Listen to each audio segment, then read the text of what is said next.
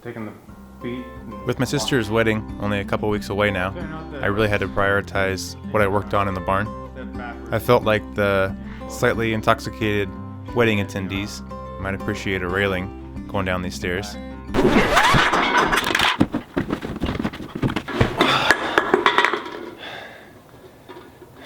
I don't want to even think about what could happen if I didn't have a railing up there.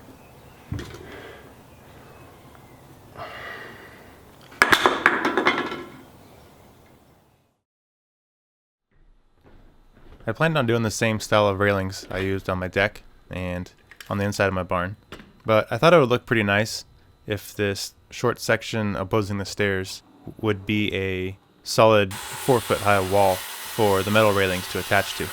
I thought it would make that corner of the loft a cool space, and I think I might eventually put a rug and a couple couches up there.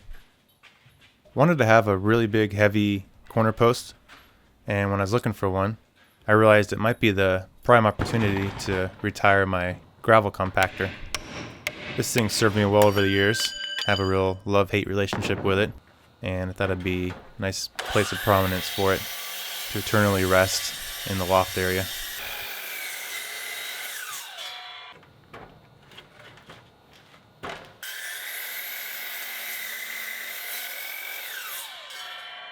After cutting the bottom square, I was originally planning on cutting the top off as well, but after looking at it, I thought it might be a better idea just to leave it like it was. Gave it a little bit of character, and is already at the perfect height.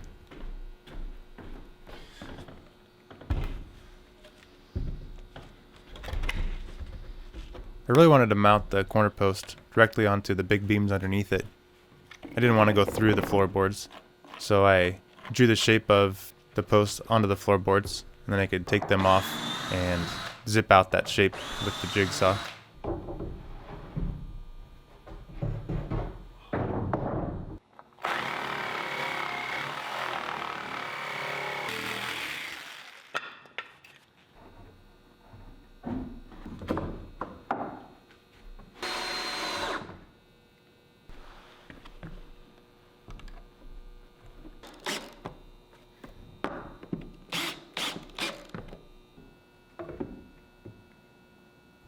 I got the post plumb and used some cross bracing to hold it there temporarily.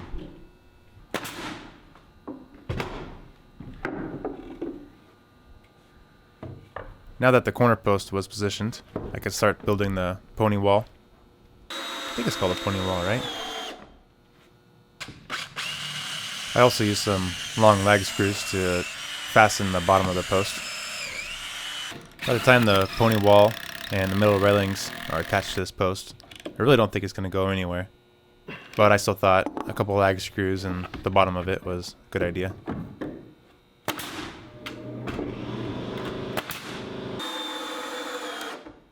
I wanted the wall part to be thinner than the 8x8 corner post, and 2x4s let me do this. Even after I attach the siding on it, it'll still be recessed within the corner post. Cut some 1/2-inch plywood for both sides of the wall. It always amazes me how much strength the plywood gives to the structure. It feels so flimsy with just the frame 2x4s, and then after you screw in the plywood, it just feels really solid, and I think the plywood gives it a lot of shear strength. I found a nice thick 12-inch wide board in the stack that I could use on top of the wall. I attached it from the bottom so the screws wouldn't show. I wanted to have an electrical outlet on the inside here, so I had to install that real quick before attaching the plywood. On this side of the wall, I wanted to use some of the old 1x12 floorboards that I still had around. But on the other side, facing the stairs, I wanted to use tin, just to give a little bit of contrast.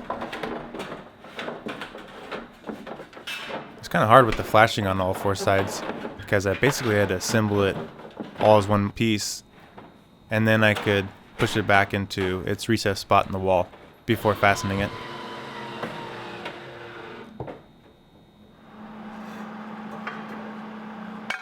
Now that the short pony wall was done, I got to work on the metal railings up at the farm shop. Wanted to do as much of the welding up here as I could before taking it down to my barn, because I was really nervous about welding up in the wooden loft area of the barn. For the top rail, I used 1 inch by 3 inch rectangular tubing, just like all the other railings I did. I wanted the top rail to be one continuous flowing piece from the pony wall to the end of the loft where it curves and then heads down the stairs to the post at the bottom. I didn't want to have corner posts in the middle of the railing, breaking it up. That's what this shape is here, is the railing right before it starts heading down the stairs.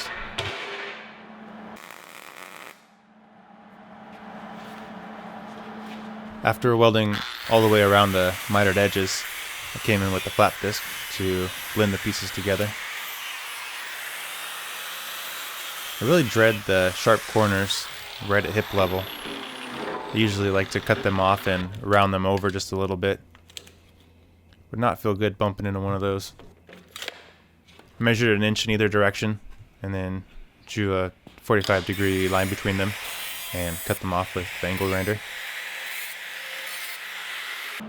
I grabbed a 3/4 inch strip and welded all the way around it on the corner before lastly coming in and blending that in.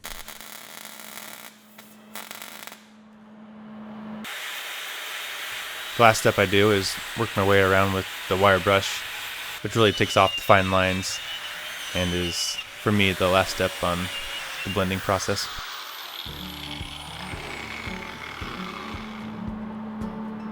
I was a little nervous about welding the upright posts onto the underside of the railing here like this, because I just wasn't sure how I was going to check if it was square or not. I felt like as soon as I welded it was going to pull it in all different directions as it cooled. But it was going to be so much easier if I did it here, and so I just had to kind of eyeball it and ended up working pretty good.